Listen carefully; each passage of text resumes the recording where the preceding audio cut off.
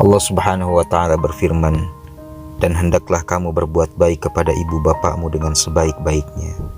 Jika salah seorang di antara keduanya atau kedua-duanya sampai berumur lanjut dalam pemeliharaanmu, maka sekali-kali janganlah kamu mengatakan kepada keduanya perkataan dan janganlah kamu membentak mereka, dan ucapkanlah kepada mereka perkataan yang mulia."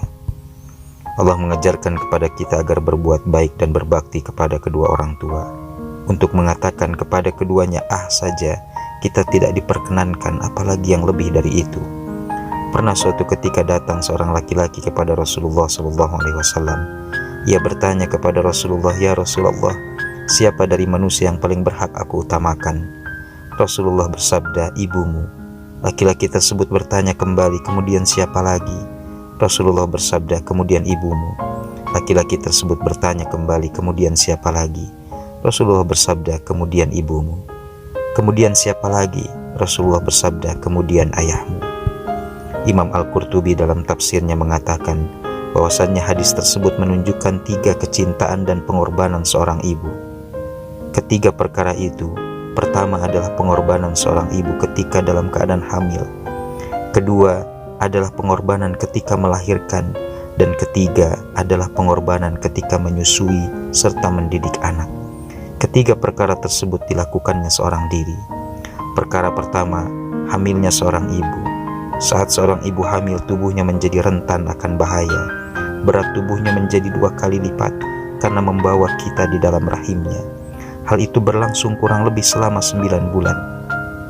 Kecintaannya kepada kita telah dicurahkan sejak saat itu. Ia selalu mendahulukan keselamatan bayinya daripada dirinya sendiri. Ia tidak pedulikan berat badan tubuhnya yang bertambah karena kehadiran kita di rahimnya. Perkara kedua, saat ibu melahirkan. Saat-saat inilah yang dinantikan oleh seorang ibu. Saat dimana ia dapat melihat buah hatinya setelah selama kurang lebih 9 bulan mengandungnya. Namun saat-saat ini juga merupakan saat-saat yang paling beresiko tinggi dalam hidupnya, karena melahirkan rentan sekali dengan kematian. Tak sedikit ibu yang rela mengorbankan nyawanya demi lahirnya sang buah hati. Perkara ketiga, saat menyusui dan mendidik. Setelah melewati masa-masa kritis ketika melahirkan, tugas seorang ibu tidak lantas selesai begitu saja. Ia haruslah menyusui bayinya sebagai makanan pertama si bayi. Dalam benaknya hanya ada bagaimana agar bayinya tumbuh sehat.